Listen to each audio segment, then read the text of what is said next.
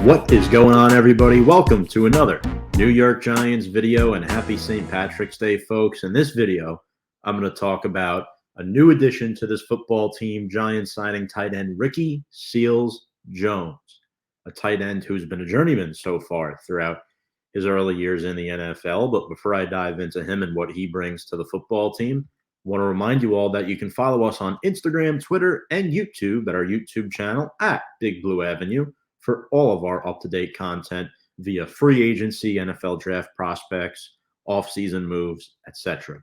So let's get into Ricky Seals-Jones. Now, there are no contract specifics yet, but after the Giants let Evan Ingram walk, he signed with Jacksonville. They cut Kyle Rudolph 2 weeks ago, and then they cut Caden Smith late last week. They waived him due to a failed physical. So that left the Giants down 3 tight ends, and only with Chris Myrick, Jake Hausman, and Rice and John, the latter two more practice squad future guys, right? Chris Myrick is really the only tight end on this active roster at the moment. So the Giants were in a position where they needed to add at least one tight end via free agency. I would not be surprised if they add another under the radar type of name that, as a blocking presence. But to go over Ricky Seals-Jones and what he brings to the table, now he's 27 years old. He played last year with the Washington football team, played in 13 games, making 6 starts. Seals-Jones has also played for the Cardinals, the Browns, and the Chiefs in his 5 seasons and throughout his career so far. 90 catches, over 1,000 receiving yards, 10 touchdowns, and 54 career games. So not awful for tight end 2 over 5 seasons. And last season, he was forced to be Washington's tight end 1. He took on a more prominent role. Last year, Logan Thomas, of course, had the season-ending knee surgery, and he was in and out of the lineup. If you remember, folks, Giants fans, and this isn't a very fond memory, but in week 2 of last season, Seals-Jones had a 19-yard touchdown catch in the 4th quarter that helped uplift Washington to beat the Giants 30-29. Remember the infamous fake Dexter Lawrence offsides penalty?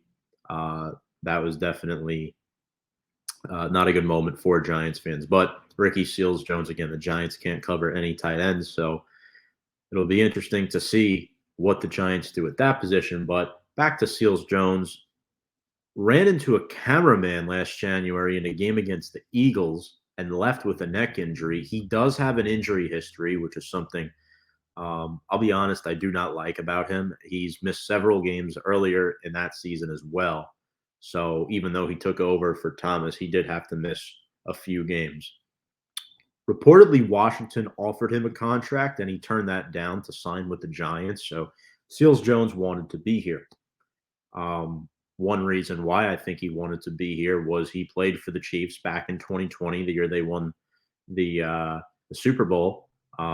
Actually, no, that was the year after they won the Super Bowl, when Mike Kafka was the quarterback's coach and passing game coordinator. Mike Kafka is now the Giants OC. One thing, and I'll be honest, when I first saw this signing of Ricky Seals-Jones, I didn't like it. This was not, if you watched my free agency preview video, this is not one of the tight ends I had on my radar for New York. Now, we don't know the contract specifics yet, but here's why I don't really like him, right? I know a lot of you folks weren't the biggest fans of Evan Ingram, neither was I. But in 2021, Evan Ingram played 722 snaps, had the 3 touchdowns, and caught 63% of his passes. Ricky Seals-Jones played over 200 less snaps, so that's 507 snaps, had 2 touchdown catches, and a 61.2% catch rate. Ricky Seals-Jones has a higher drop percentage than Evan Ingram, not just last season, but in each of the last 4 seasons. In 2020, he had 1 drop on just 1 target. But my point exactly, Ricky Seals-Jones has drop issues. That is one thing I do not like about him. He is he was originally a wide receiver at Texas A&M and did go undrafted. He does have nice size at 6'5", 243, but he's more of a pass-catching tight end, ironically, with the drop issues he's been having. He does have good speed, though, to stretch the field and lines up big in the slot, which could benefit this offense. And he could also make tough contested catches in traffic. So that's something that's interesting. Poor route runner and not a good blocker. not something I want in a tight end. I'm already viewing this guy more as a slot option for us, like an Evan Ingram. I view Ricky Seals-Jones as a poor man's Evan Ingram.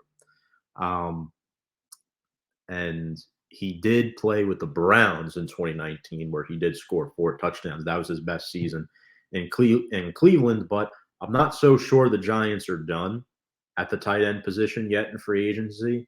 They might sign one more guy to a short 1 to 2 year deal for minimal money. I'm interested to see maybe a Tyler Kroft, who played for the Buffalo Bills. Maybe they add him. Who knows? But this is for sure. Giants are not done fixing their tight end position. They're definitely drafting a tight end in this year's upcoming NFL draft. Folks, what do you think of Ricky Seals-Jones? Are you more optimistic about him than I am? I want to hear your comments in the comments section below. Appreciate everybody who's watched this video. And before we go, remember to check out our new sponsor, BetUS, America's favorite sports book, serving customers for 25 plus years. You can join at our promo code below, join125. You can use that to sign up, get some cool sign up bonuses. You can bet on the go from your mobile device anytime, anywhere. That is BetUS, where the game begins. So get all that betting in there. And folks, thank you all very much for watching this video. Make sure to subscribe to us on all of our social media platforms below. Without further ado, let's go Big Blue.